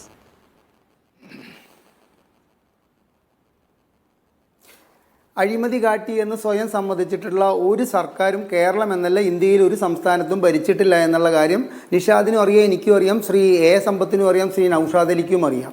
അപ്പോൾ അതുകൊണ്ട് ഞങ്ങളിത് ചെയ്തത് അഴിമതിയാണെന്ന് പറഞ്ഞുകൊണ്ട് മുഖ്യമന്ത്രി ഇന്ന് നിയമസഭയിൽ ഒരു പ്രഖ്യാപനം നടത്തുമെന്ന് നമ്മൾ ആരും ധരിച്ചിട്ടുമില്ല. പക്ഷേ എനിക്ക് തിരിച്ച് മുഖ്യമന്ത്രിയോടായിട്ട് ചോദിക്കേണ്ട ചോദ്യങ്ങൾ ഞാൻ എ സമ്പത്തിനോട് ചോദിക്കുകയാണ്. വ്യവസായങ്ങൾക്ക് വെള്ളം നൽകുന്നത് മഹാപാതകമാണോ? ഇന്ന് മുഖ്യമന്ത്രി ചോദിച്ചിട്ടുള്ളൊരു ചോദ്യമാണത്. ഞാൻ തിരിച്ച് അങ്ങയോടൊരു 3 ചോദ്യങ്ങൾ ചോദിക്കുകയാണ് സാർ. ഒരു സംസ്ഥാനത്ത് ഒരു ഇൻ്റർനാഷണൽ എയർപോർട്ട് വരുന്നത് അങ്ങേയറ്റം മഹാപാതകമാണോ സാർ? 650 പേർക്ക് നേരിട്ടും 2000 പേർക്ക് പരോക്ഷമായും ജോലി ലഭിക്കുന്നൊരു ബ്രൂവറി വരുന്നതിനെ ശക്തിയുക്തം എതിർക്കുന്ന MK ഹരിദാസും കോൺഗ്രസും അതുമാതിരി തന്നെ BJPയും മറ്റ് രാഷ്ട്രീയ പാർട്ടികളും ചെയ്യുന്നത് ശരിയാണോ എന്ന ചോദ്യത്തിന് നെടുമ്പാശ്ശേരി എയർപോർട്ട് വരുന്നതിലൂടെ കേരളത്തിലേക്ക് ഒഴുകിയെത്തുന്നത് പ്രതിവർഷം ഏകദേശം ഇപ്പോൾ 6000 കോടി രൂപയാണ് എന്ന് അങ്ങേക്കറിയാം. ഈ എയർപോർട്ട് വരാതിരിക്കാൻ വേണ്ടിയിട്ട് ഈ S ശർമ്മ എന്ന് പറയുന്ന വ്യക്തി മുഖ്യമന്ത്രി കരുണാകരൻ്റെ കാറിൻ്റെ മുൻപിൽ കിടക്കുകയും ഈ എയർപോർട്ട് വന്നാൽ ആദ്യത്തെ ഫ്ലൈറ്റ് പൊങ്ങുന്നത് എൻ്റെ നെഞ്ചത്തു കൂടിയാണ് എന്ന് പറഞ്ഞതും മഹാ അപരാധമാണോ സാർ? അത് കഴിഞ്ഞിട്ട് ഇപ്പോൾ ഡയറക്ടർ ബോർഡിൽ S ശർമ്മ എന്ന് പറയുന്ന കമ്മ്യൂണിസ്റ്റ് നേതാവ് ഇരിക്കുന്നതും കാലഘട്ടത്തിൻ്റെ മറുപടിയല്ലേ സാർ? ഇനി അടുത്തത്, ഒരു സംസ്ഥാനത്ത് ഒരു ഗെയിൽ പദ്ധതിയുടെ പൈപ്പ് ലൈൻ ഇടുന്ന ഒരു പദ്ധതി കൊണ്ടുവന്നത് നമ്മുടെ ഇവിടെ റിഫൈനറിയിൽ നിന്നും ആവശ്യമായിട്ടുള്ള ഗ്യാസ് കൊണ്ടുപോകാൻ വേണ്ടിയിട്ട് ഒരു പൈപ്പ് ലൈൻ ഇടുന്നത് മഹാ അപരാധമാണോ സാർ? ഇപ്പോഴത്തെ വ്യവസായ മന്ത്രിയുടെ നേതൃത്വത്തിൽ കൊച്ചിയിൽ ഈ മനുഷ്യച്ചങ്ങല തീർത്തത് എന്തിൻ്റെ അടിസ്ഥാനത്തിലാണ് സാർ? ഗെയിൽ പദ്ധതിക്കെതിരായിട്ട് അത് നമ്മുടെ സംസ്ഥാനത്തിന് എന്ത് ദോഷമാണ് ഇപ്പോൾ അത് കമ്മീഷൻ ചെയ്തിട്ട് അതിൻ്റെ നിങ്ങൾ പറയുന്നു ഞങ്ങൾ ഇടതുപക്ഷ ജനാധിപത്യ മുന്നണി വന്നതുകൊണ്ടാണ് അത് തീർന്നത് എന്ന് പറയുന്നു. എന്തോ ആവട്ടെ, ഇപ്പോൾ എന്ത് ദോഷമാണുള്ളത് സാർ? ADB ഇവിടെ വായ്പ തരാൻ വന്നപ്പോൾ അവരെ കരിയോയിൽ ഒഴിച്ചത് എന്ത് അപരാധത്തിൻ്റെ പേരിലാണ് സാർ? ഇപ്പോൾ ഇടതുപക്ഷ ജനാധിപത്യ മുന്നണി സർക്കാരിൻ്റെ ഭരണകാലത്ത് ഇപ്പോൾ ഈ ADB വായ്പയ്ക്ക് വേണ്ടിയിട്ട് ശ്രമിച്ചുകൊണ്ടിരിക്കുന്നത് അപരാധക്കേടല്ലേ സാർ? അപ്പോൾ നിങ്ങൾ ഭരിക്കുന്ന സമയത്ത്, ഇടതുപക്ഷം ഭരിക്കുന്ന സമയത്ത് ചെയ്യുന്നതെല്ലാം ശരി, മറ്റുള്ളവർ ഭരിക്കുന്ന സമയത്ത് ചെയ്യുന്നതെല്ലാം തെറ്റ് എന്നുള്ള ആ നയത്തിനോടാണ് നമുക്ക് വിയോജിപ്പ്. നിഷാദ്, ഇനി ഞാൻ പറയുന്ന കാര്യം ശ്രദ്ധിക്കുക. ആരോഗ്യവകുപ്പ് മന്ത്രി പറഞ്ഞതെന്താ? കോഴിക്കോട് മെഡിക്കൽ കോളേജിലെ മരുന്ന് അതുമാതിരി തന്നെ ഓപ്പറേഷൻ സാമഗ്രികളുടെ ക്ഷാമത്തിന് കാരണം എന്താണ്? അവിടെ രോഗികളുടെ വർധനവ് കാരണം കൊണ്ടാണ്. ശരിയായിരിക്കാം. പക്ഷേ കേരളത്തിലെ മദ്യപന്മാരുടെ എണ്ണം കൂടുന്നതിനനുസരിച്ചിട്ട് ബീവറേജസിലും ബാറുകളിലും സമൃദ്ധമായിട്ട് മദ്യം ലഭിക്കുന്ന ഒരു സാഹചര്യം ഉണ്ടാക്കാവുന്ന ഈ സർക്കാരിനെ ഒരു മെഡിക്കൽ കോളേജിൽ വരുന്ന രോഗികളുടെ എണ്ണം കൂടുന്നതിനനുസരിച്ച് അവിടെ മരുന്ന് എത്തിക്കാൻ സാധിക്കുന്നില്ല. 496 കോടി രൂപയാണ് കേരള മെഡിക്കൽ സർവീസസ് കോർപ്പറേഷൻ്റെ ബാധ്യതയായിട്ട് നിൽക്കുന്നത്. അത് കാരണം കൊണ്ട് മരുന്ന് സപ്ലൈ നിർത്തിയിരിക്കുകയാണ് എന്ന കാര്യം പറയുന്നു. ഇനി അടുത്തൊരു പ്രശ്നത്തിലേക്ക് വന്നു കഴിഞ്ഞാൽ നമുക്ക് തീർച്ചയായിട്ടും നൗഷാദ്, ഞങ്ങളുടെ നാട്ടിലൊരു പഴഞ്ചൊല്ലുണ്ട്, അത് എല്ലാവർക്കും അറിയാം. പാറ്റി തുപ്പിയാൽ പഞ്ചസാരയിലും തുപ്പാം. പാറ്റി തുപ്പിയാൽ അപ്പോൾ അത് ആരും അറിയില്ല. പഞ്ചസാരയിലോ അല്ലെങ്കിൽ മണ്ണിലായാലും ഒരു സ്ഥലം ലക്ഷ്യമാക്കി തുപ്പിക്കഴിഞ്ഞാൽ അത് തുപ്പൽ അവിടെ കിടക്കും. അതുപോലെ തന്നെ അഴിമതി ചെയ്യുന്നതൊന്നും കേരളത്തിൽ CPM എന്ന് പറയുന്ന പാർട്ടിയോ ഇടതുപക്ഷ ജനാധിപത്യ മുന്നണി പാർട്ടിയോ ഒറ്റയ്ക്ക് ചെയ്യുന്നതൊന്നുമല്ല. കോൺഗ്രസിനെ ഈ കാര്യത്തിൽ കൈ കഴുകിക്കൊണ്ട് ഞങ്ങൾ ഭരിക്കുമ്പോൾ ഇവിടെ അഴിമതിയൊന്നും നടന്നിട്ടില്ല എന്ന് പറയാനൊന്നും ഒരുവിധ അധികാരവും ഒരുവിധ സാധ്യതയും ഞാൻ കാണില്ല. ഹരിദാസ്, ഇവിടെ ഞാൻ ചോദിക്കുന്നത് ഡിസ്റ്റിലറിയെ കുറിച്ചാണ്. ഡിസ്റ്റിലറി അഴിമതിയാണ് എന്ന് പറയുന്നതിന് വിവരങ്ങളുടെ പിൻബലം ആവശ്യമുണ്ട്. താങ്കൾ നേരത്തെ കൊച്ചി ഇന്റർനാഷണൽ എയർപോർട്ടിനെ കുറിച്ച്, ഗെയിലിനെ കുറിച്ചൊക്കെ പറഞ്ഞു. അതൊരു മുൻകാലത്തെ സമീപനത്തിന്റെ കാര്യമാണ്. അന്നത്തെ സന്ദർഭത്തിനനുസരിച്ച് നിലപാട് സ്വീകരിച്ചിട്ടുണ്ട്. ഗെയിൽ പൈപ്പ് ലൈൻ വലിയ സമരങ്ങളെ മറികടന്നുകൊണ്ട് സാധ്യമാക്കിയത് പിണറായി വിജയൻ മുഖ്യമന്ത്രി ആയിരിക്കുമ്പോഴാണ് എന്നത് ഓർക്കണം. എന്ന് മാത്രമല്ല, ഇപ്പോൾ ഈ ഹൈവേ പൂർത്തിയാക്കുന്നത് പിണറായി വിജയൻ മുഖ്യമന്ത്രി ആയിരിക്കുമ്പോഴാണ് എന്ന് ഓർക്കണം. എക്കാലത്തേക്കുമായി അങ്ങനെ ഒരു നിലപാട് സ്വീകരിക്കുന്നില്ല. അതത് കാലത്തെ ആ സന്ദർഭത്തിൽ ചരിത്രത്തിൽ പലതും ഉണ്ടായിട്ടുണ്ട് എന്നതിനെ മുൻനിർത്തിക്കൊണ്ട് ഇപ്പോഴത്തെ ഒരു സാഹചര്യത്തെ നമുക്ക് അനലൈസ് ചെയ്യാൻ പറ്റില്ലല്ലോ. ഞാൻ ചോദിക്കുന്നത്, ഡിസ്റ്റിലറി വരുന്നു, ഡിസ്റ്റിലറി വന്നാൽ മദ്യനയവുമായി ബന്ധപ്പെട്ട് എന്ത് പുതിയ നിലപാടെടുത്താലും അതെല്ലാം അഴിമതിയാണ് എന്ന് നമ്മൾ പറയണമെങ്കിൽ അതിന് നമ്മുടെ വിവരങ്ങൾ ഉണ്ടാവണ്ടേ? അല്ലാതെ എങ്ങനെയാണ് നമുക്ക് ആക്ഷേപം ഉന്നയിക്കാൻ കഴിയുക? പറ്റണല്ലോ സാർ, പറ്റണല്ലോ. ഞാൻ പറയാം. ഞാൻ പറഞ്ഞു വരികയാണ്, ഇടതുപക്ഷ ജനാധിപത്യ മുന്നണിക്ക് സ്ഥായിയായിട്ടുള്ള ഒരു നയമില്ല എന്നല്ലേ നമ്മൾ മനസ്സിലാക്കേണ്ടത്. ഈ മദ്യനയത്തിൻ്റെ കാര്യത്തിൽ KPAC ലളിത എന്ന് പറഞ്ഞാൽ ആദരണീയയായ ഒരു നടിയായിരുന്നു.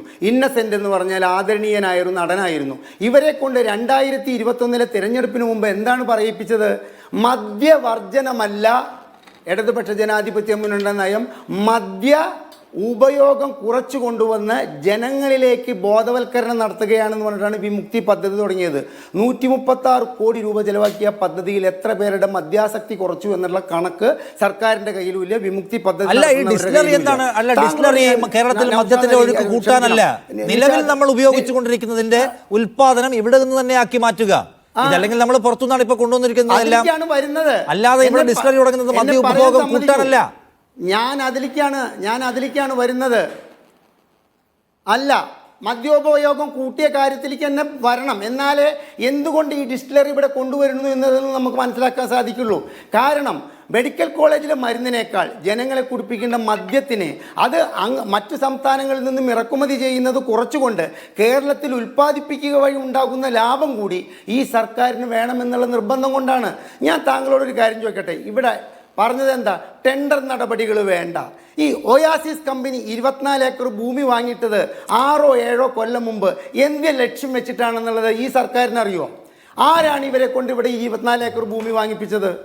അപ്പോൾ 24 ഏക്കർ ഭൂമി മേടിച്ച ഒരു ഒയാസിസ് കമ്പനിക്ക് മാത്രം അറിയുമാറ് ഒരു ഡിസ്റ്റിലറി അല്ലെങ്കിൽ ഒരു ബ്രൂവറി തുടങ്ങാൻ ഈ സർക്കാർ തയ്യാറെടുക്കുമ്പോൾ അതിൽ കാപട്യമില്ലെങ്കിൽ, അതിൽ അഴിമതിയില്ലെങ്കിൽ വളരെ പ്രധാനപ്പെട്ട പോയിന്റാണ് അത്. ഒയാസിസ് കമ്പനിക്ക് അത്ര കോൺഫിഡൻസോട് കൂടി അങ്ങനെ കേരളത്തിൽ ഭൂമി വാങ്ങിക്കാൻ കഴിഞ്ഞു? ഇവിടെ എല്ലാം തരപ്പെട്ട് കഴിഞ്ഞു എന്ന മട്ടിൽ കേന്ദ്ര സർക്കാരിനോടുള്ള കൂടുതൽ ലൈസൻസ് ആപ്ലിക്കേഷനുമായിട്ട് പോകാൻ കഴിഞ്ഞു. കേരളത്തിലെല്ലാം സെറ്റാണ് ഇവിടെ കിട്ടുന്നതിന് മുൻപേ. ആ ഉറപ്പ് എങ്ങനെ ആ കമ്പനിക്കുണ്ടായി? ആ കമ്പനി മാത്രം എങ്ങനെ മദ്യനയം മനസ്സിലാക്കി കേരളത്തിൽ വന്നു? ആ കമ്പനിക്ക് എങ്ങനെ പ്രാഥമിക അനുമതി കിട്ടിയെന്ന മൗലികമായ ചോദ്യം അവിടെ കിടക്കുകയാണ്. ശ്രീ KP നൗഷാദ് അലി, അതിനകത്ത് ഒരു കാര്യം നോക്കൂ, അതായത് ഈ കമ്പനി ഏതോ മദ്യനയ അഴിമതിയിൽ കുടുങ്ങിയ കമ്പനിയാണെന്ന വാദത്തെ നിങ്ങൾ എടുത്തുയർത്തി നിർത്തുന്നുണ്ടോ? കാരണം ഇത് BJP പ്ലാൻ ചെയ്തിട്ടുള്ള ഒരു കെജ്രിവാൾ വിരുദ്ധ വേട്ടയുടെ ഭാഗമായിട്ട്, അല്ലെങ്കിൽ മറ്റ് സംസ്ഥാനങ്ങളിലെ മുഖ്യമന്ത്രിമാരുടെ മക്കളെയോ ഒക്കെ വേട്ടയാടാൻ ഉണ്ടാക്കിയിട്ടുള്ള ഒരു പ്ലോട്ടാണ്. അതിനെ മുൻനിർത്തിക്കൊണ്ട് ഈ കമ്പനിയും കുഴപ്പമാണെന്നൊരു നില ഒറ്റയടിക്ക് സ്വീകരിക്കാൻ കഴിയില്ല എന്നാണ്. രണ്ടാമത്തേത് ശരിയാണ്, പാലക്കാട് വെള്ളത്തിൻ്റെ പ്രശ്നമുണ്ട് എന്നതുകൊണ്ട് പാലക്കാട് ഒരു വ്യവസായവും വെള്ളം ഉപയോഗിച്ചുകൊണ്ട് വരാൻ പറ്റില്ല എന്നതൊരു നിലപാടെടുത്താൽ നമുക്ക് മുന്നോട്ട് പോകാൻ കഴിയില്ല എന്നാണ്.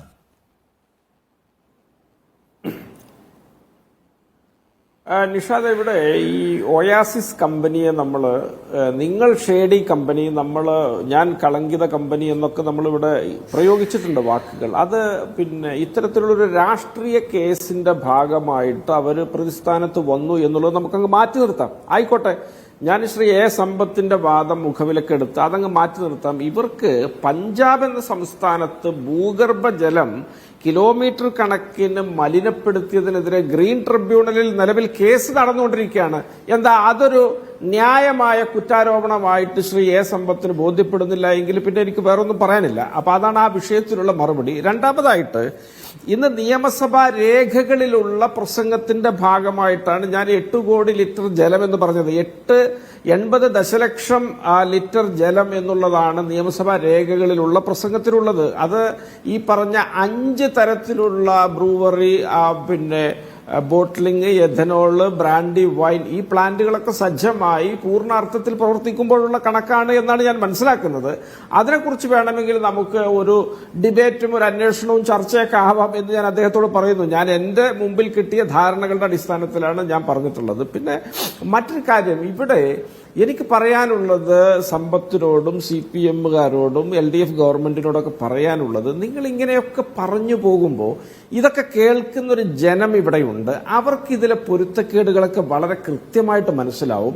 എത്തരത്തിലുള്ള വീഴ്ചയെയും ന്യായീകരിക്കാൻ മുന്നോട്ട് വരുന്ന നിങ്ങളുടെ രീതികളൊക്കെ കേരളത്തെ സംബന്ധിച്ചിടത്തോളം വളരെയധികം അത്ഭുതകരമായിട്ടുണ്ട്. കാരണം 61 കോടി രൂപ KFCയുടേത് എടുത്തിട്ട് അനിൽ അംബാനിയുടെ പൊളിയുന്ന കമ്പനിയിൽ പോയി നിക്ഷേപിച്ചപ്പോൾ നിങ്ങൾ പറഞ്ഞത് റേറ്റിംഗ് ഉള്ള കമ്പനിയാണ് എന്നാണ്. റേറ്റിംഗ് എന്താണ് എന്നൊക്കെ നിങ്ങൾ നിക്ഷേപിക്കുന്നതിന്റെ 1 കൊല്ലം മുമ്പ് തന്നെ പ്രസിദ്ധീകരിച്ചതിന്റെ കണക്കുകളൊക്കെ ഇവിടെ പുറത്തു വരുമ്പോൾ ചോദിക്കുമ്പോൾ നിങ്ങൾക്ക് മറുപടിയില്ല.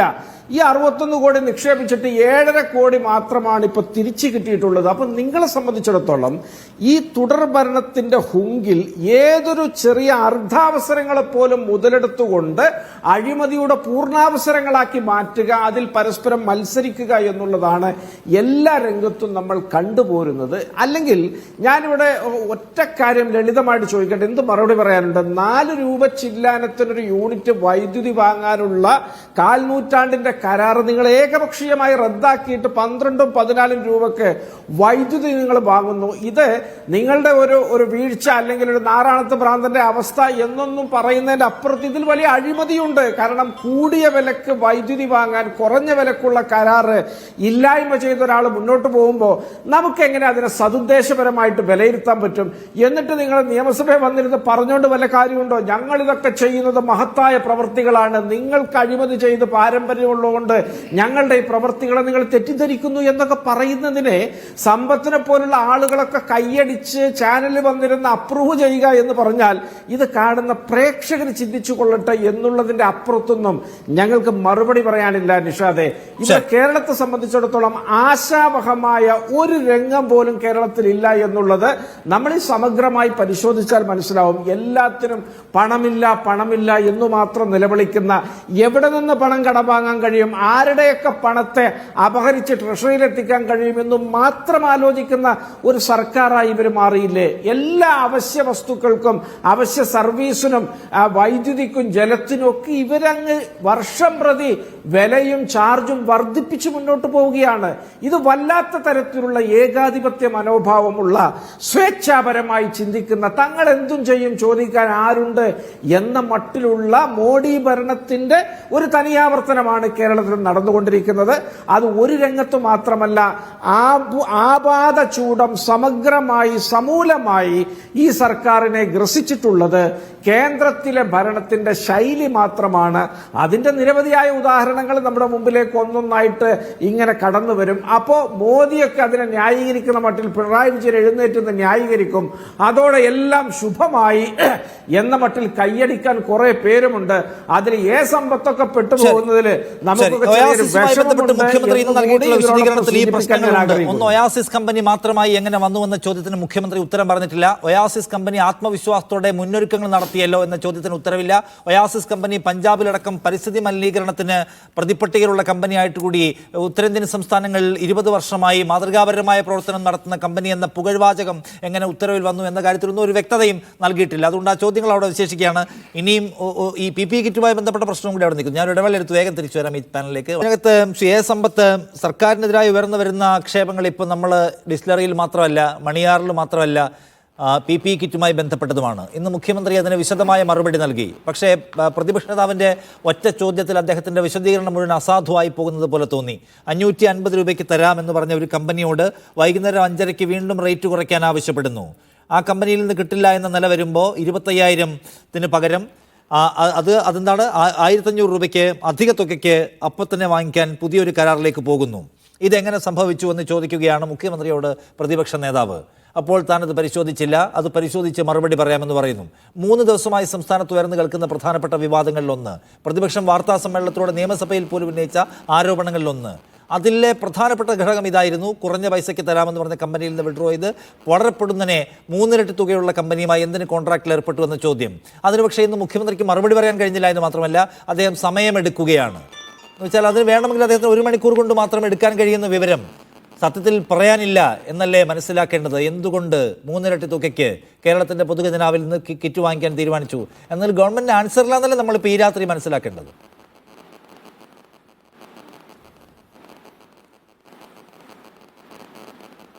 കേരളത്തിലെ മുഖ്യമന്ത്രി ഇന്നു തന്നെ അതിന് സഭയിൽ ഈ കാര്യങ്ങൾക്കെല്ലാം അങ്ങനെ പ്രതിപക്ഷത്തിന് തൃപ്തികരമായ നിലയിൽ പറഞ്ഞില്ല എന്നുള്ളത് കൊണ്ട് നിഷാദ് തീരുമാനിക്കുകയാണ് അദ്ദേഹത്തിനൊന്നും പറയാനില്ല എന്നാണ് എങ്കിൽ, നമ്മളിപ്പോൾ ഒരു ഇടവേളയ്ക്ക് തൊട്ട് മുമ്പ് പറഞ്ഞ് നിർത്തിയെടുത്തു എന്ന് ഇതിലേക്ക് ഞാൻ വരാം. ഈ 2 ദിവസം മുമ്പ് നമ്മൾ വിശ്വവിഖ്യാതനായ ഒരു സാഹിത്യകാരൻ്റെ ജന്മദിനം ആഘോഷിക്കുകയുണ്ടായി. പ്രത്യേകിച്ചും നമ്മൾ മലയാളികൾ വൈക്കം മുഹമ്മദ് ബഷീറിനെ അങ്ങനെ ഓർക്കുന്നതാണ്. ഈ കേരളത്തിലെ പ്രതിപക്ഷത്തിന് ഇപ്പോൾ 8 കാലി മമ്മൂഞ്ഞിനെ കടത്തിവെട്ടുന്ന നിലയിലാണ്.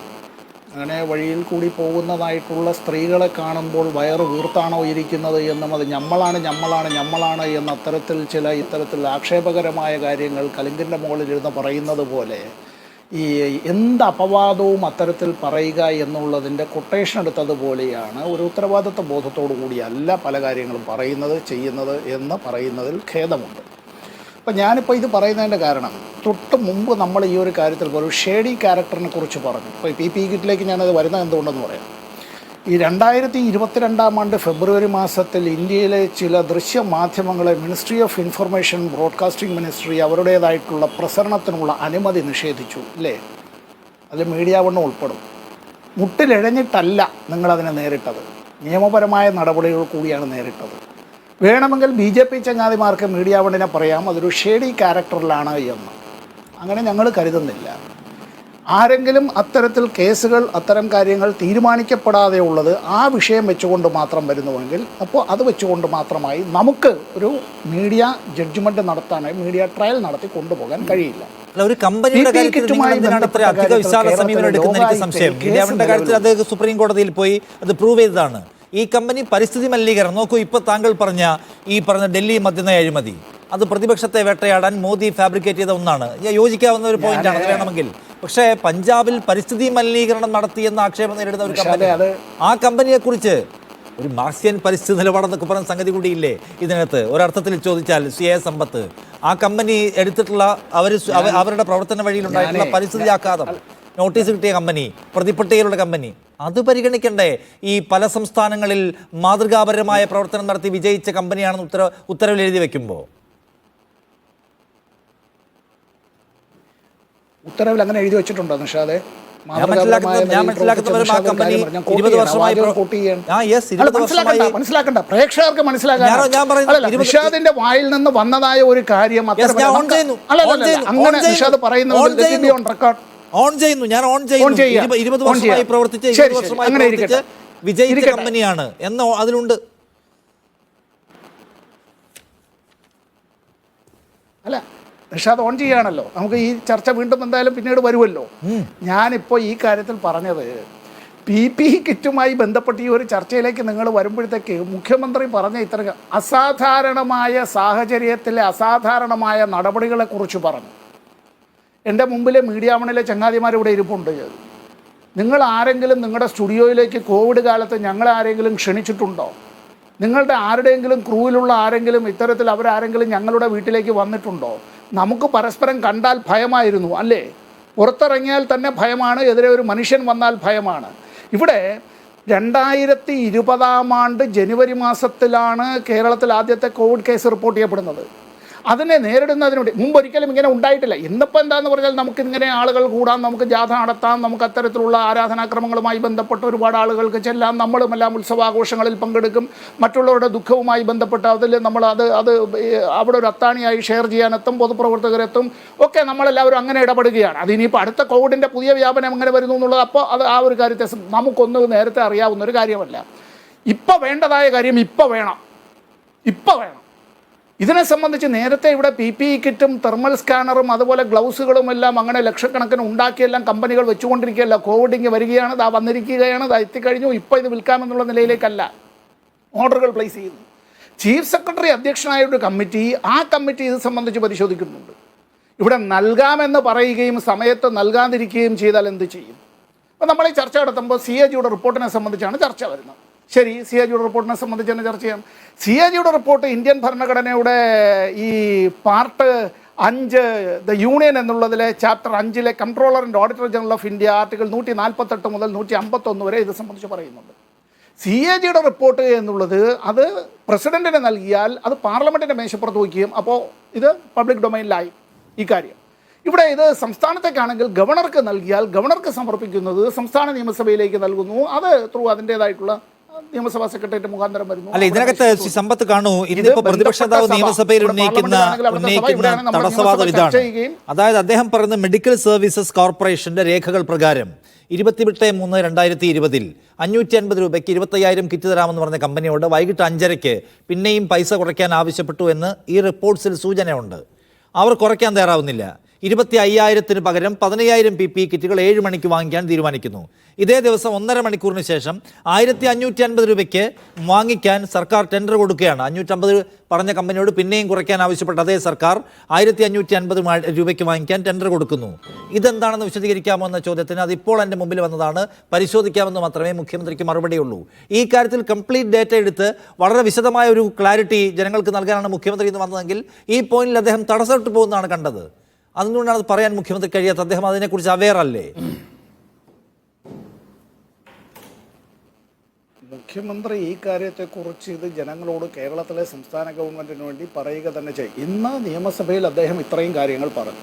ഇനി ചില കാര്യങ്ങൾ ഒരു കോടതിയുടെ മുമ്പാകെ ഉള്ള കാര്യങ്ങൾ അത് നിയമസഭയിലേക്ക് പറയാൻ കഴിയുന്നതല്ല. തിരിച്ച് സുപ്രീം കോടതിയുടെയും ഹൈക്കോടതിയുടെയും വിവിധ വിധിന്യായങ്ങൾ തന്നെ പ്രകാരം ഒരു നിയമസഭയുടെ അല്ലെങ്കിൽ പാർലമെൻറ്റിൻ്റെ ഒരു സഭയുടെ മേശപ്പുറത്തുള്ള ഒരു കാര്യത്തെ സംബന്ധിച്ച് ഏതെങ്കിലും ഒരു ജുഡീഷ്യൽ ബോഡിക്ക് അതുമായി ബന്ധപ്പെട്ടും പറയാനായി കഴിയില്ല. ഇവിടെ ക്വാസി ജുഡീഷ്യൽ അധികാരമല്ല, അതിനപ്പുറമായിട്ടുള്ളതാണ് ഈ ലോകായുക്തയുമായി ബന്ധപ്പെട്ട കാര്യത്തിൽ വരുന്നത്. ആ കേസുമായി ബന്ധപ്പെട്ട കാര്യത്തിലേക്ക് പരാമർശിക്കാതെയും അത് സബ്ജുഡീസ് ആകാതെയും വേണം ഒരു എക്സിക്യൂട്ടീവ് അധികാരം കൈകാര്യം ചെയ്യുന്ന ഒരു വ്യക്തി ഇക്കാര്യത്തെ സംബന്ധിച്ച് പറയേണ്ടത്. അത് സഭയുടേതായിട്ടുള്ള അതിൻ്റേതായ പ്രിവിലേജ് ഉണ്ടായാൽ പോലും അത്തരം കാര്യങ്ങൾ.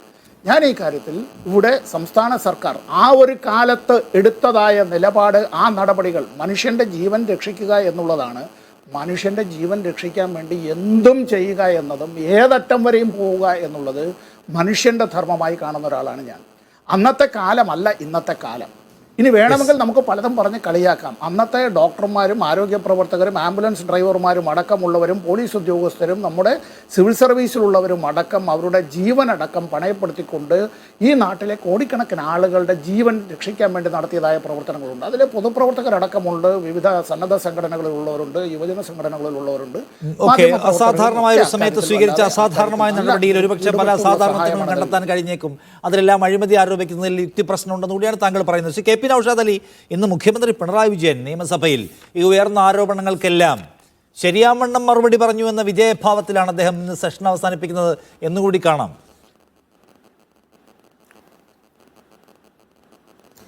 ഇവിടെ നിഷാദ് ഇവിടെ വിവിധങ്ങളായ ചോദ്യങ്ങൾ ചോദിക്കുമ്പോൾ സമ്പത്തിനെ സംബന്ധിച്ച് അതിൽ മറുപടി ഇല്ലാതെ വരുമ്പോൾ ഉത്തരം മുട്ടുമ്പോൾ അദ്ദേഹം പറയുന്നത് ഇതൊക്കെ സബ്ജുഡൈസ് ആയിട്ടുള്ള കാര്യങ്ങളാണ്, അതൊക്കെ അങ്ങനെ അങ്ങ് മറുപടി പറയാൻ പറ്റില്ല, അത് ചാനലിൽ പറയാൻ പറ്റില്ല, അത് നിയമസഭയിൽ പറയാൻ പറ്റില്ല എന്നൊക്കെയാണ്.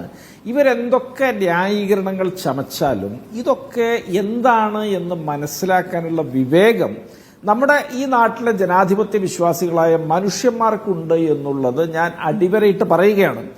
അതിന് ഏറ്റവും വലിയ തെളിവാണ് കഴിഞ്ഞ കാലങ്ങളിലൊക്കെ CPMന്റെ നേതാക്കൾ സമാനമായ വിഷയങ്ങളിലെടുത്ത ഒരുപാട് നിലപാടുകൾ നമ്മുടെ നാട്ടിലുണ്ട്. അപ്പൊ അതുകൊണ്ട് ഇവർ ഈ പറയുന്ന ഇവരുടെ ഒരു വൈരുദ്ധ്യം, ഇവർ ഭരിക്കുമ്പോൾ ഇവർ പറയുന്ന വിചിത്രമായ ന്യായം, ഒരാൾക്കെതിരെ അഴിമതി ആരോപണം ഉണ്ടായി അത് തെളിഞ്ഞ് അദ്ദേഹത്തിന് ശിക്ഷ കിട്ടുമ്പോഴേ അദ്ദേഹം പദവിയിൽ നിന്ന് ഒഴിയേണ്ട കാര്യമുള്ളൂ എന്നൊക്കെ സമീപകാലത്തെ പല വിഷയങ്ങളിലും നിലപാട് പുതുക്കിയ ആളുകളാണ് ഇവർ. അപ്പൊ ഇവർക്ക് പുതിയ കാലത്ത് ഇങ്ങനെ പഴയ നിലപാടുകളെയൊക്കെ പുതുക്കി പണിതുകൊണ്ട് പുതിയ സൂത്രവാക്യങ്ങളും പുതിയ ഒഴിഞ്ഞു മാറലുകളൊക്കെ ഇവർക്ക് പ്രയോഗിക്കേണ്ടി വരികയാണ്. അത് ഇവരുടെ ഗതികേട് കൊണ്ടാണ് എന്ന് നമുക്ക് വളരെ കൃത്യമായിട്ട് ലളിതമായി മനസ്സിലാവും. ഇവിടെ ഇപ്പൊ നിഷാദ് ചോദിച്ചല്ലോ, ആ മാർച്ച് 28-ാം തീയതി 2020 5:55 സമയത്തെ ഒരു തീരുമാനവും 7:48 സമയത്ത് ഒരു തീരുമാനമൊക്കെ ഇവിടെ പറഞ്ഞല്ലോ. ഇതൊക്കെ വളരെ ചെറിയ യുക്തി കൊണ്ട് ആർക്കും മനസ്സിലാകുന്ന പച്ചക്കുള്ള അഴിമതിയാണ്. ഞാൻ ഓർത്തു പോകുന്നത്, ഈ ഉത്തരേന്ത്യയിലൊക്കെ നമ്മൾ കേട്ടിട്ടുണ്ട്, ഈ മുമ്പൊക്കെ ട്രെയിൻ അപകടങ്ങൾ ഉണ്ടാകുമ്പോൾ ആളുകള് ഉടൻ കമ്പാർട്ട്മെന്റിലേക്ക് ഓടിക്കയറി മൃതപ്രായരായി കിടക്കുന്ന മനുഷ്യന്മാരുടെയും അല്ലെങ്കിൽ ജഡങ്ങളുടെയൊക്കെ ചെവിയും കയ്യും ഒക്കെ അറുത്ത ആഭരണങ്ങൾ കടത്തിക്കൊണ്ടു പോകുന്ന കഥയൊക്കെ നമ്മൾ വായിച്ചിട്ടുണ്ട്. അതിന് സമാനമാണ് ഇവിടെ സമ്പത്ത് പറഞ്ഞു. നമുക്കൊക്കെ മുഖാമുഖം കാണാൻ പോലും ഭയമുണ്ടായിരുന്ന ഒരു കാലത്ത് ഇവർ ചെയ്തിരുന്ന പണി ഇവിടെ തീവെട്ടി കൊള്ളയായിരുന്നു. വളരെ കൃത്യമായ ആളുകളുടെ ഭയത്തെ മുതലെടുത്തുകൊണ്ട് അവർ പണാപഹരണം നടത്തിയ നടത്തിയതിന്റെ നഗ്നമായ കഥയാണ് CAG-യിലൂടെ പുറത്തു വന്നിട്ടുള്ളത്. ഇത്തരത്തിലുള്ള പണാപഹരണം നടത്തിയ ആളുകൾ അന്നുണ്ടായ ജനങ്ങളുടെ ഒരു ട്രോമയെപ്പോലും മുതലെടുത്തിട്ടാണ് ഇന്ന് തുടർഭരണവുമായിട്ട് നമ്മളെ ഭരിക്കുന്നത്. ഏതായാലും ഗതികേട് എന്നതിന്റെ അപ്പുറത്തൊന്നും ഇതിനെ വിശേഷിപ്പിക്കാൻ പദങ്ങളില്ല. കൃത്യമായിട്ട് കേരളത്തിലെ ജനങ്ങൾ ഇത് മനസ്സിലാക്കുന്നുണ്ട്. ഇവിടെ ഉയർന്നിട്ടുള്ള നിരവധിയായ ആരോപണങ്ങൾ, ഈ നിയമസഭാ സമ്മേളനം തുടങ്ങിയതിന് ശേഷമുള്ള ആരോപണങ്ങളിൽ എല്ലാത്തിലും പ്രതിക്കൂട്ടിലും പ്രതിരോധത്തിലുമാണ് CPM. മുഖ്യമന്ത്രിയെ സംബന്ധിച്ചിടത്തോളം അദ്ദേഹം ചോദ്യങ്ങൾ പോലും ഇഷ്ടപ്പെടാത്ത ആളാണ്. അദ്ദേഹം ഏകപക്ഷീയമായിട്ട് എഴുതി കൊടുത്തത് കൊണ്ടുവന്ന് വായിച്ച് അദ്ദേഹം ഇരുന്ന് താൻ മിടുക്കനാണ് എന്ന് പറഞ്ഞാൽ ഇവിടെ രാജാവ് നഗ്നനാണ് എന്ന് പറയാൻ ആരുമില്ലാത്ത വണ്ണം ഇതൊരു വെള്ളരിക്കാ പട്ടണമെന്ന് സർക്കാർ ഇക്കാര്യത്തിൽ ഇപ്പോഴും പ്രതിരോധത്തിലാണെന്ന വാദം താങ്കൾ ആവർത്തിക്കുകയാണ്. ഹരിദാസ്, ഞാൻ അവസാനിക്കുമ്പോൾ താങ്കളുടെ ഒരു ഫൈനൽ ടേക്ക് എന്താണ് ഈ കാര്യത്തിൽ? എന്റെ വീണ്ടും ഞാൻ പറയുന്ന പോയിന്റ്, സർക്കാർ അഴിമതി കാണിച്ചു എന്നതിന് നമ്മുടെ മുമ്പിൽ തെളിവുകൾ ഇപ്പോഴും ഇല്ല എന്നതാണ്.